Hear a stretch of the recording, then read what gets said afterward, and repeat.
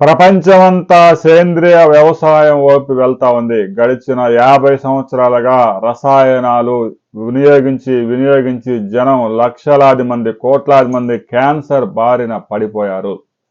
ఇప్పటికే ప్రాణాలు కూడా కోల్పోయారు.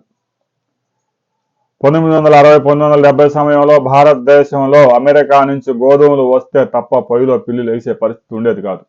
జనాభా చూస్తేనేమో గుంపులు ఆహారం కూడా దిగుమతి చేసుకోవాల్సిన పరిస్థితులు. హరిత విప్లవం వచ్చింది. పెద్ద ఎత్తున రసాయనాలు, సంకర జాతి విత్తనాలు, హైబ్రిడ్ సీడ్స్ వాడి ఉత్పత్తిని అయితే గణనీయంగా పెంచారు. ముఖ్యంగా గోధుమలు, వరిలో హరిత విప్లవం సక్సెస్ అయింది.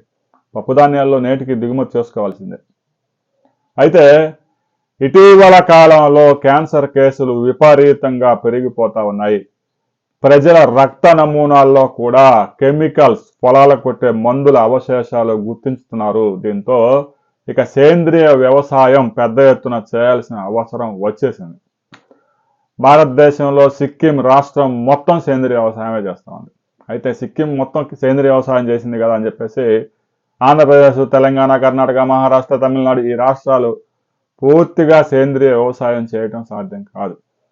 ఎందుకంటే శ్రీలంకలో మొత్తం ఒకేసారి సేంద్రియ వ్యవసాయానికి మారి దిగుబడులు దారుణంగా పతనం కావడంతో అక్కడ ఆహారం దొరికే పరిస్థితి లేక ఆర్థిక సంక్షోభం కూడా వచ్చింది.